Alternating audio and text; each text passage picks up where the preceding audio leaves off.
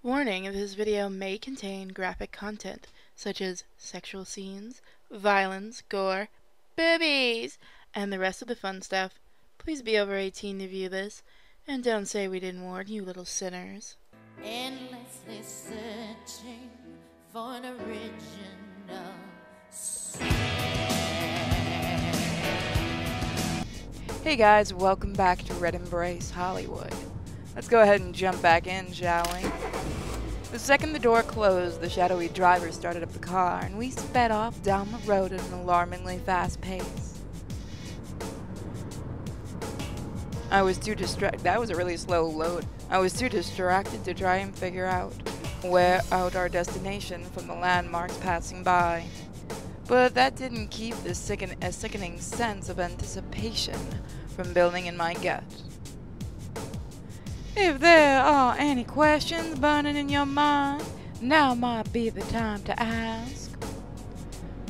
Marcus murmured to me from the other seat, his eyes glowing faintly behind their dark lenses. I can't promise you much, let alone the answers, but I figure you deserve some semblance of a welcome. Let it never be said that I am not a gentleman. Let's see. Were you waiting for me back there? Why was I turned into a vampire? Is every vampire completely nuts, or is it just you? I like that one. I was indeed, considering me a bouncer to the eternal party in hell. I like that one. Sanity, I think you'll find, is a very subjective thing. That aside, no, every vampire is quite different. My kind is only one house out of 3. I play the Vampire the Masquerade, so did the creator. Why was I turned into a vampire? You'll have to ask my employer that, I'm afraid. I was probably told the details, but everything in my head sometimes blurs together into one big screaming mess. Right, that's enough for now. He was helpful. Marcus's best character. As you say, sister. We rode for a short while longer, and in the silence that followed, my mind felt blank. I was slowly coming to terms with what had happened, even though the rational part of me refused to accept it. Wherever Marcus was taking me, I could only hope that I'd finally learn the truth behind everything and maybe get a chance to reverse all of this. It wasn't long before we arrived at a huge towering building marked with a giant sign that read Hollywood Heights Hotel. Marcus pulled me out of the car and into the hotel's luxurious lobby, his boots clacking on the polished marble floor. We came to a stop in front of a private room, but instead of knocking, Marcus simply barged right in. Good evening, Sour Eyes. Fuck that name. I brought Ann on our little Mavar Novitate. Please give her your warmest welcome. Welcome, Marcus. Welcome back, Marcus. I look like a bitch. Oh, look, Sober Eyes, moving on. An elegant woman stood up from her chair to greet us, her eyes flickering from Marcus to me. I've been expecting you. Marcus, there's been a mistake. This individual was not supposed to be bitten. She spoke in a very slow, dangerous fashion, of someone barely controlling their rage. At least that rage seemed to be directed at Marcus, not me. Is that so? Marcus shrugged, looking about, as bothered as if he had forgotten to get milk from the grocery store. But our sister here was the only pretty young dead thing to walk out of abattoir. Your lucky candidate must have missed their appointments. Missed their... The woman steepled her fingers to her lips. Steepled? Okay. And from the murderous way she stared at the ground, it was a wonder she didn't burn a hole through it. Just one headache after another.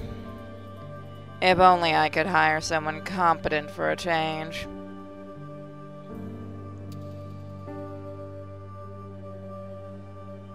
Finally, with a deep sigh, she turned her focus back at me.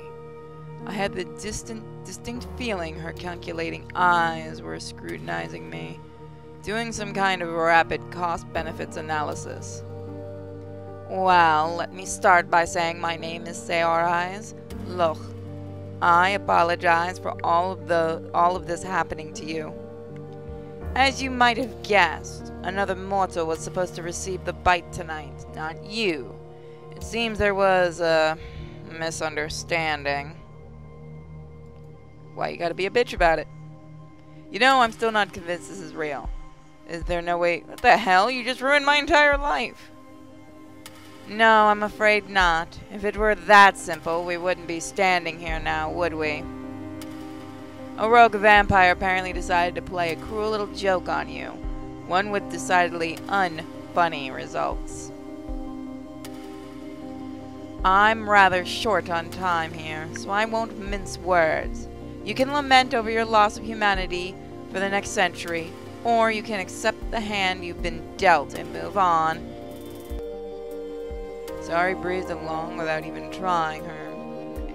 trying to hide her impatience or annoyance, like I was inconveniencing her somehow. Words.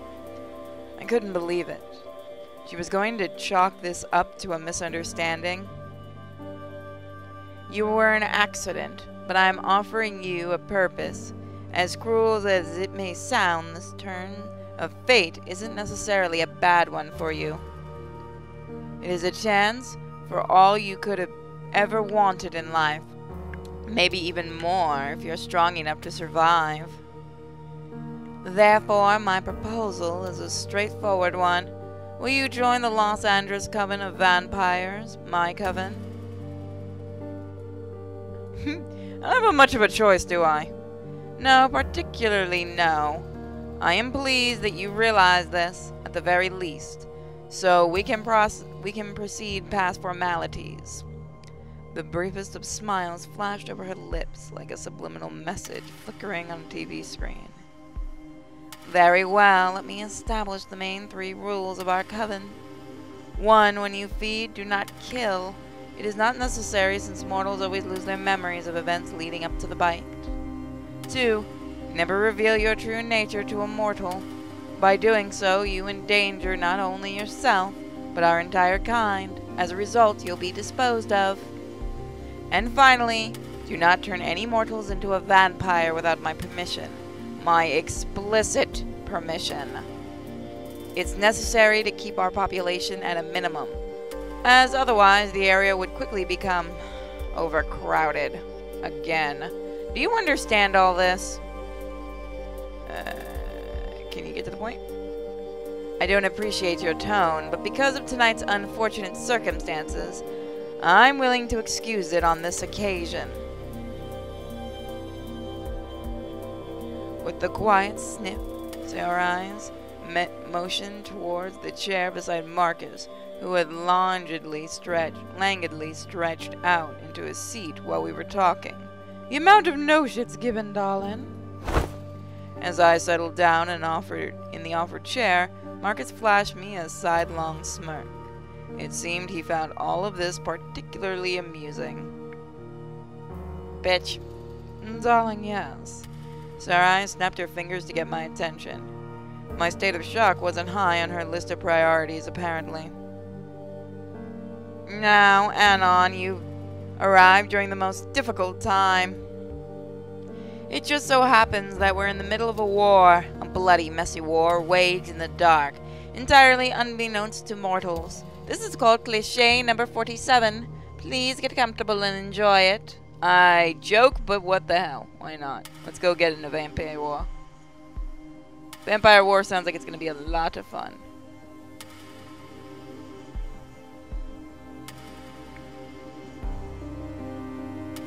Oh, I skipped one. Yeah, it's fine. The 3 houses, the ones all vampires belong to, Escate, Mavar, and Golgotha, are fighting over the rule of Los Angeles. Because, damn it, New York's already taken by the ghosts. Yeah, we don't talk about that. To put it crudely, yeah, and Chicago's is werewolves. To put it crudely, Askari are mostly diplomats, Mavar are fighters, and Golgoth are everything else. Oh, if only it were that simple. I will murder you. I'll just come back. He really is my favorite so far. Crossing her legs, Sarai let out a faint sigh, one hand fitting to push up her glasses. The current ruling house is Askari, my house. I've ruled LA for the past 10 years, but recently the other houses have gotten a little, how should I put it, rowdy. We need to negotiate some sort of three-way peace to restore order, but that's easier said than done.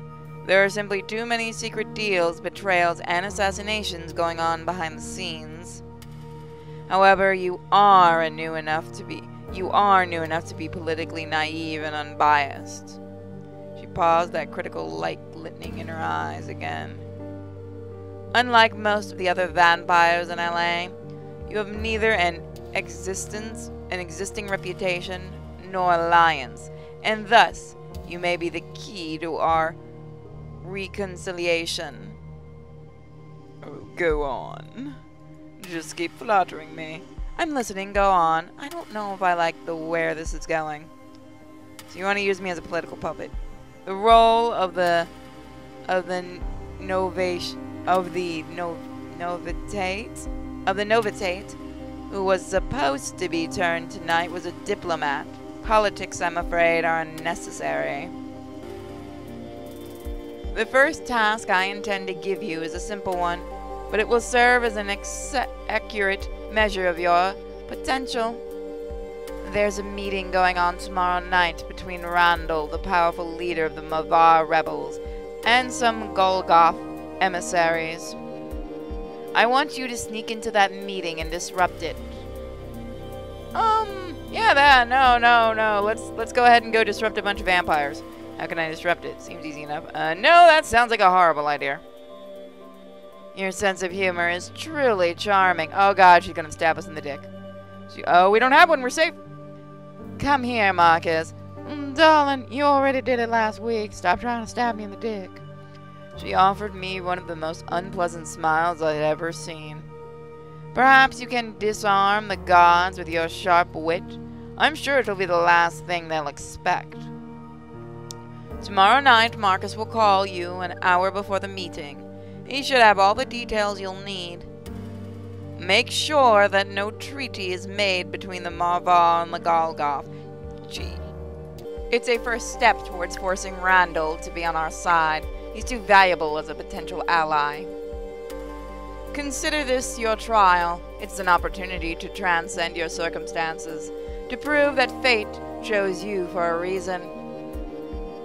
My question is why you're talking about you want everyone to be allies, but you want to...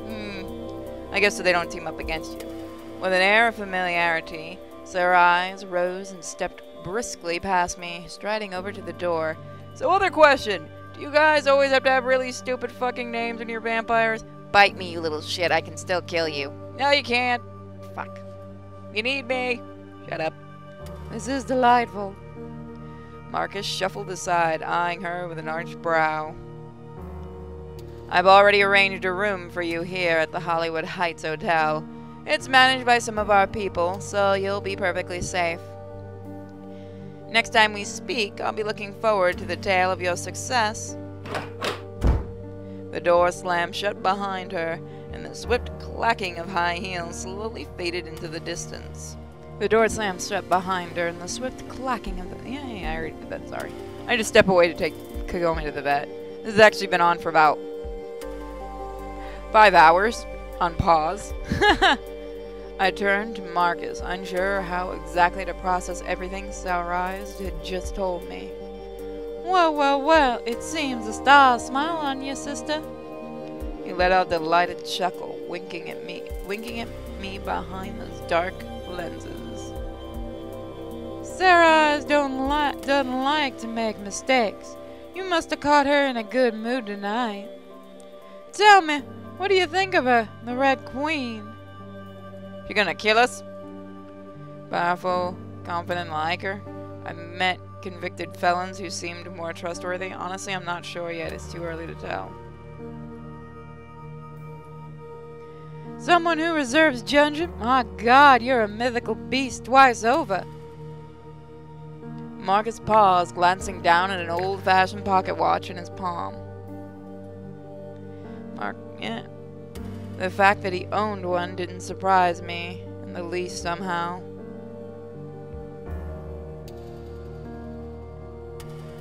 I'll be calling your room around midnight tomorrow.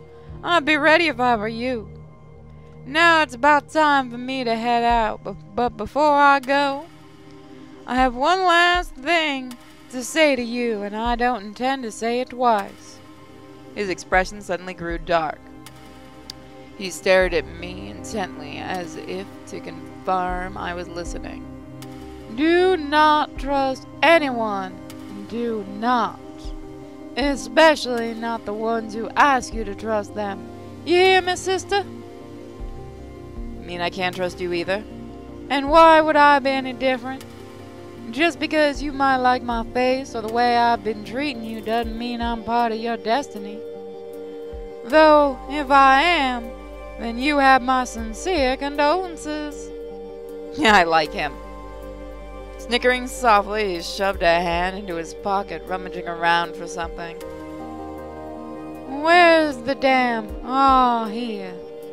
If you ever want to go find a car together to toss around like a football, that sounds like a more of our pastime. This is where you'll find me. He reached for my hand, pressing a small object into my palm. My eyes flickered down to see a business card colored in a bright red and embezzled in bold black letters. Blood Roses, a dark paradise for adult movies, magazines, and toys. Was I misinterpreting this card, or did Marcus work at a sex shop? But by the time I glanced up again, he was already gone. I hadn't even heard the door open or shut. How the hell did he just leave the room so suddenly? He's the goddamn Batman. Maybe it was for the best if I didn't know. Leaving the empty room behind, I awkwardly stepped up to the front desk, asking for Sayori's reservation. A stoic, pale-faced clerk handed me a key without question. Room 915. Numbly, I made my way into the elevator and up to my floor, where a posh corridor opened up to greet me. The room numbers felt like they passed in a blurry marquee. 909, 911, 913, 915. My new home. Sparkling clean, warmly lit, beautifully decorated. It was the kind of glamorous room I'd always dreamed of staying in. The kind of room where you'd see stars partying, orgying, and overdosing, ringing up their agents, shutting the curtains to hide from the camera flashes, straight up to the magazine. And now it was my coffin. Up close, I realized the room was just as dead as me. The cameras were the only thing that made it seem alive. Somehow the thought was the most awful one I'd had all night. Nice horse painting. As I stared at one of the stock paintings on the wall, trying to figure out what emotions I was feeling, something stirred in my gut. A dull, aching hunger. It didn't feel like the hunger pangs I'd felt before. It was in my mind as much as my body, like an addict who needed their fix. Wait, it was a hunger for that? As much as I didn't want to even think of it as a possibility, the idea uncomfortably wormed into my mind. Let's just look in the fridge. Maybe regular food would tide me over, or just some water. I know that was bullshit, of course, but I pretended not to. I slunk over to the mini fridge, unsure of what I'd hoped to find. Pulling the tiny door open, I bent down to peer inside. But instead of discovering any water or food or even ice, I saw something completely different. 3 packs of blood neatly sealed in translucent bags like a morbid juice box. I snatched one up without thinking. At that moment, this sketchy bag looked better than a meal from a 5-star restaurant.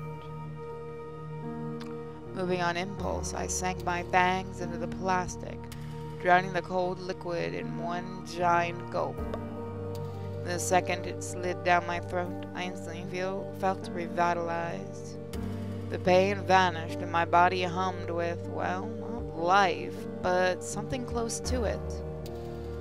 To my shock, I wasn't even disgusted by what I was doing.